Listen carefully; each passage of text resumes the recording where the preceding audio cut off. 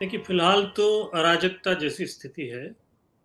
सरकार अपनी कमज़ोरी या अपनी गलती स्वीकार करने को तैयार नहीं है। सरकार का मतलब वहाँ राजपक्ष परिवार है। बाकी सरकार में कुछ नहीं है, सब उन्हीं के चलाए चलता है। तो उनको ये लगता है कि मंत्री बदलने से या थोड़ा इधर-उधर फेर-बदल करने से कुछ समय मिल जाएगा। लेकिन समय अब उनके पास नहीं है, क्योंकि जिस तरह के परिवर्तनों की श्रीलंका में ज़रूरत है इस समस्या का हल करने के लिए, वैसे परिवर्तन हर व्यक्ति को जो-जो श्रीलंका में रह रहे हैं इस वक़्त, उनको और परेशानी में डालेंगे वो परिवर्तन। और परेशानी में और परेशानी के लिए तैयार करने के लिए किसी को आप कुछ देंगे, कुछ विश्वास जगाएँगे तभी वो उसके लिए तैयार होगा। और इस सरकार में मुझे विश्वास जगता नहीं नज़र आता।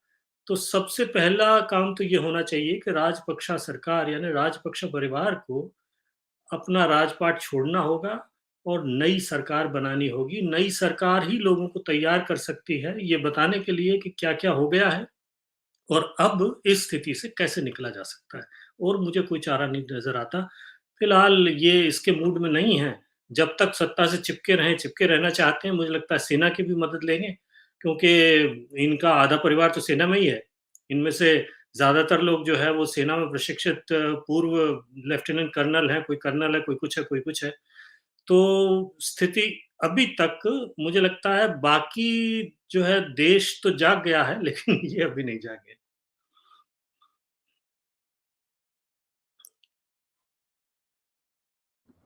माफ़ कीजिएगा। ये जो संकट है वहाँ, जो आर्थिक संकट जिस तरह का दिख रहा है कि साहब पेट्रोल, डीज़ल के लिए लाइनें लगी हुई हैं, खाने-पीने की चीज़ें 10-10 गुना दाम पे पहुँच गई हैं। आखिर ये हुआ कैसे? इसकी जड़ क्या है? कहाँ से शुरू होता है और कैसे यहाँ तक पहुँच गया? देखिए, इसके लिए श्रीलंका के बारे में 2 बातें जानना बहुत ज़रूरी हुँ, है। एक तो श्रीलंका में बहुत अच्छाई है, जिसको हुँ, हम पिछले 20 साल से हमारे बड़े-बड़े लेखक और चिंतक कहते आए हैं, डेमोग्राफिक डिविडेंड। तो हुँ, श्रीलंका में जिस डेमोग्राफिक डिविडेंड की, जिस जनसंख्या के लाभांश की हम बात करते हैं या हम सपना देखते हैं, वो श्रीलंका के पास मौजूद है। भई हुँ, आपके पास 90-95% पढ़ी-लिखी जनता है। हुँ, स्वास्थ्य सेवाएँ आपकी बहुत अच्छी हैं।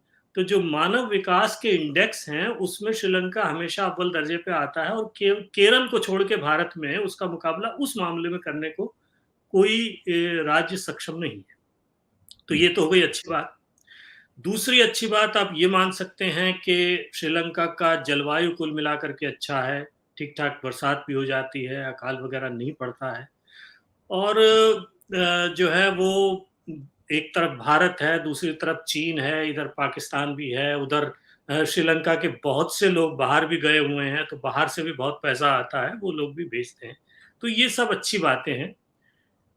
कमज़ोरी और सबसे बड़ी मुश्किल ये है कि श्रीलंका में कुल 4-5 ऐसे परिवार हैं, सत्ता उनके हाथों में ही रही है। हुँ, राजपक्षा परिवार उसमें सबसे बड़ा है, एक तरह हुँ, से उनको सल्तनत मान लीजिए आप। इसके हुँ, अलावा आप जयवर्धना परिवार ले लें, आप जो है वो भंडार नायक के परिवार ले लें, कुमारतुंगा परिवार ले लें, राजनायक के परिवार ले लें। तो ये कुछ जो है गिने-चुने 12 या 16 परिवार हैं, जिनके हाथ में सत्ता रहती है। हुँ, अब छोटे जो द्वीप देश हैं श्रीलंका जैसे, उनकी सबसे बड़ी मुश्किल ये होती है कि जब परिवार केंद्रित सत्ता हो जाती है, तो उनको लुभाना, लालच में रखना, उनको प्रलोभन में दे करके, उनको जो है वो बड़े-बड़े सपने दिखा करके, उनका फ़ायदा उठाना बड़ा आसान हो जाता है। और आजकल जो है वो दुनिया कारोबार जिस तरह से चल रहा है, जैसे चीन ने किया है कि आप हुँ, यात्रा पे ले जाएँ, लोक लुभावन यात्रा पे 10-5 यात्राएँ करवा दी, पूरी दुनिया की यात्रा सैर करवा दी, चीन की सैर करवा दी और जो उनको चाहिए वो दे दिया, जेबें गरम कर दी और उसके बाद कहा कि ठीक है साहब हम निवेश करने के लिए तैयार हैं। तो हुँ, कारोबार का एक उसूल है, हुँ, माल तब बनाएँ जब ऑर्डर आपकी जेब में आ जाए, हुँ, यहाँ उल्टा हुआ है। हुँ, आपने हम्बनतोता जो है वो बिल्कुल धुर दक्षिण में जहाँ राजपक्षा परिवार का घर था, वहाँ एक बहुत बड़ा बंदरगाह आपने बनवा लिया। उसके पास एक अंतर्राष्ट्रीय अड्डा भी बनवाया, मत्ताला इंटरनेशनल एयरपोर्ट और उसके बारे में ऐसा कहा जाता है, अब लोग मज़ाक में कहते हैं कि वो अकेला इतना भव्य और इतना सुंदर एयरपोर्ट है दुनिया का, जहाँ 2 या 4 उड़ानों के अलावा कोई उड़ान नहीं आती। तो हुँ, आपने वहाँ जंगल में इतनी बड़ी-बड़ी चीज़ें खड़ी कर ली, जिस पे कोई 3-4 बिलियन जो है डॉलर का कर्ज़ चीन से चढ़ गया। चीन का कुल कर्ज़ मिलाकर के 6 बिलियन है। अब हुँ, आर्थिक स्थिति की बात करें तो इस वक़्त हालत ये है कि श्रीलंका की जो जीडीपी है, वो 80-82 बिलियन डॉलर के आसपास है। हुँ, और जो श्रीलंका का विदेशी कर्ज़ है, हुँ, राष्ट्रीय कर्ज़ नहीं, विदेशी कर्ज़ 45 बिलियन डॉलर के आसपास हो गया है। यानी हुँ, आपकी जो जीडीपी है, आपकी जो हैसियत है, उसके आधे से ज़्यादा 55% विदेशी कर्ज़ है। हुँ, राष्ट्रीय कर्ज़ 110 से 112% हो गया है। तो हुँ, अगर आपकी हैसियत ₹100 की है, तो ₹110 का आपके ऊपर कर्ज़ा है। हुँ, अब देश का जो कर्ज़ा है, विदेश का कर्ज़ा, कर्ज़ा तो कर्ज़ा होता है। आपको मूल चुकाना होता है और उसका ब्याज भी देना होता है। अगर आपने ब्याज नहीं दिया, तो आप डिफ़ॉल्ट करेंगे और हुँ, डिफ़ॉल्ट करेंगे, तो उसके बाद आपके बचे हुए कर्ज़े की दरें तो बढ़ेंगी, बढ़ेंगी, आगे कर्ज़ा आपको मिलेगा नहीं, दुगनी दर पे मिलेगा। दोबारा हुँ, डिफ़ॉल्ट करेंगे तो अब श्रीलंका की हालत ये हो गई है कि कर्ज़ की किस्त चुकाने के लिए श्रीलंका को आईएमएफ के सामने जो है वो कटोरा पसारना पड़ता है और कर्ज़ लेना पड़ता है। तो कर्ज़ की किस्त, ब्याज की किस्त चुकाने ब्याज के लिए भरना। कर्ज़ ले रहे हैं, तो ये है स्थिति। हुँ, अच्छा, इस स्थिति तक पहुँचे कैसे? इस हुँ, स्थिति तक हमने चीन की जो है मामूली सरसरी बात की, लेकिन इसके अलावा घरेलू चीज़ें देखें। क्या किया कि साहब हम जो है वो सिंगापुर बनना चाहते हैं और हमारा जो सपना है, वो स्विट्ज़रलैंड जैसा एकदम सैलानी राष्ट्र हम बनेंगे और हुँ, सिंगापुर जैसे जो है वो निर्माता राष्ट्र भी बनेंगे।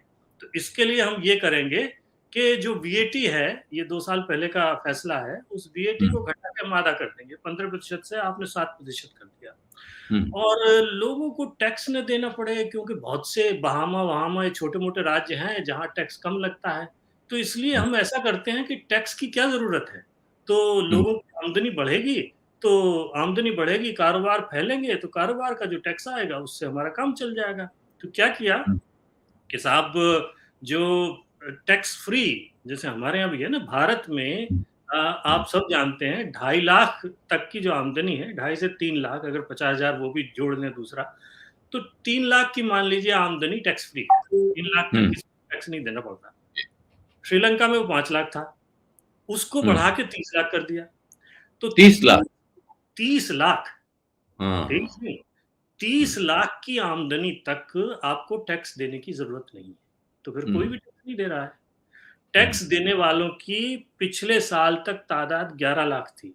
सवा 2 हुँ, करोड़ का देश है, 11 लाख लोग टैक्स देते थे। उन 11 लाख में से मैं ये मान के चलता हूँ, जैसे भारत में है, 90% ऐसे होंगे जो 1000, 2000, 10,000 रुपया जो उनका टैक्स बनता होगा वो देंगे नौकरी पेशा लोग।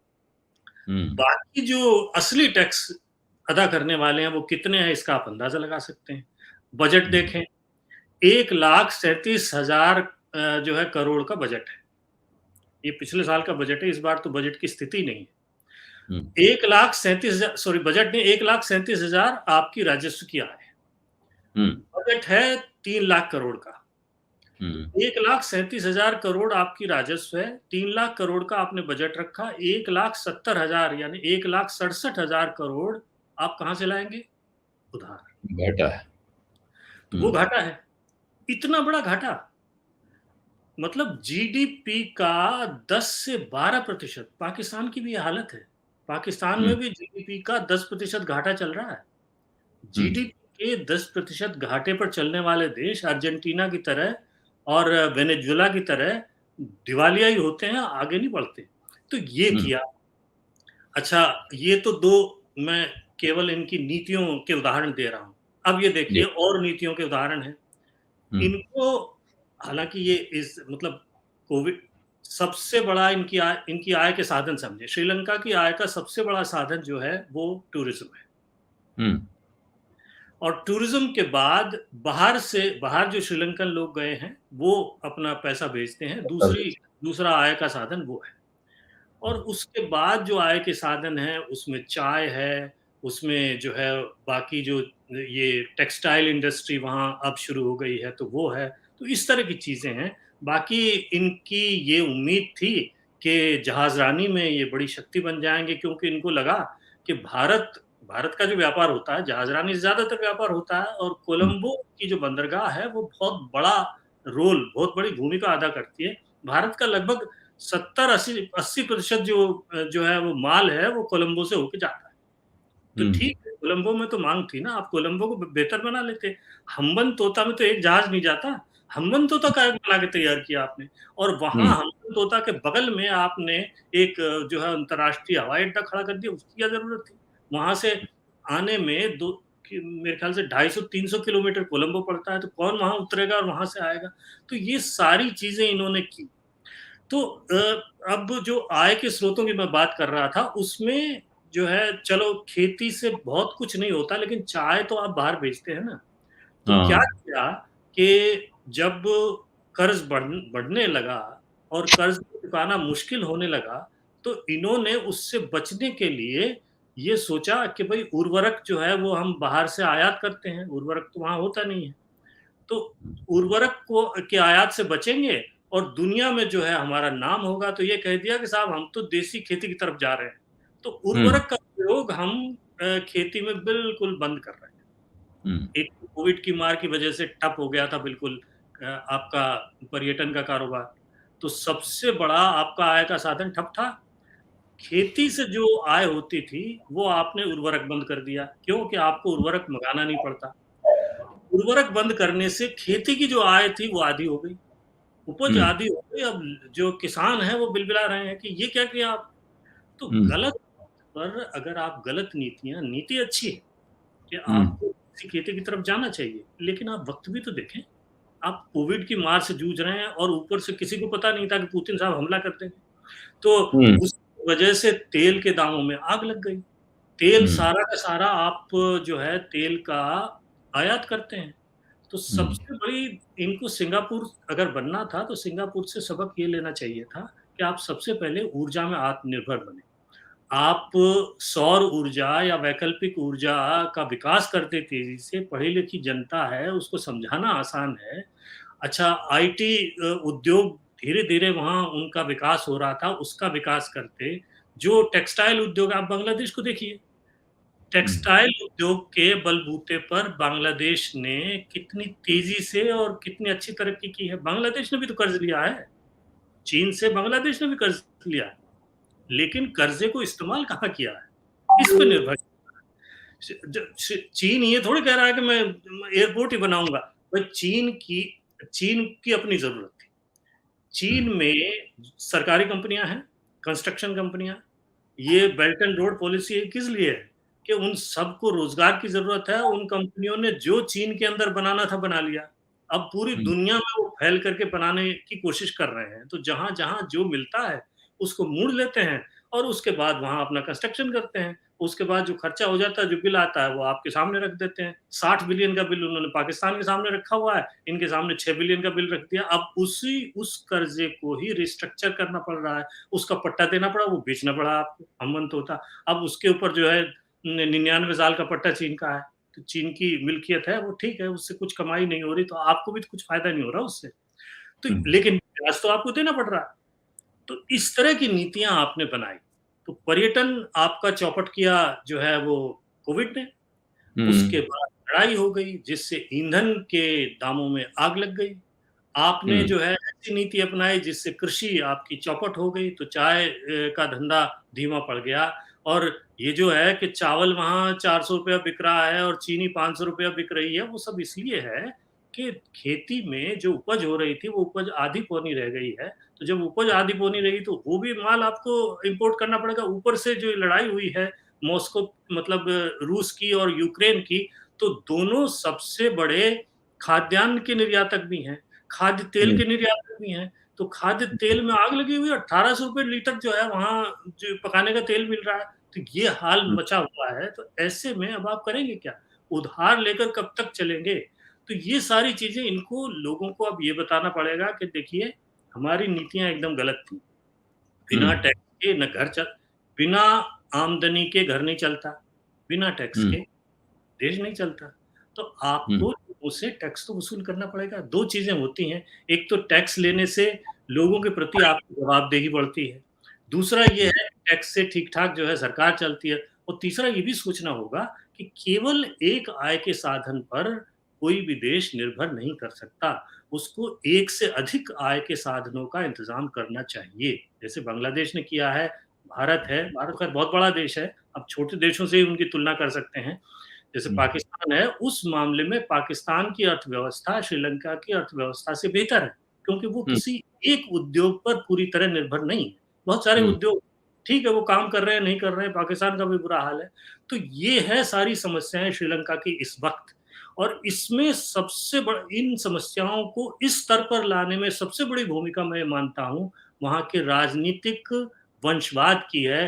कुछ परिवारों के हाथ में जो सत्ता है, वो न किसी की सुनने को तैयार हैं, वो सुधरने को तैयार हैं। तो आप सुनेंगे नहीं, सुधरेंगे नहीं, तो जनता जो है वो परेशान होगी। सत्य हिंदी का ऐप डाउनलोड करें गूगल प्ले स्टोर पर।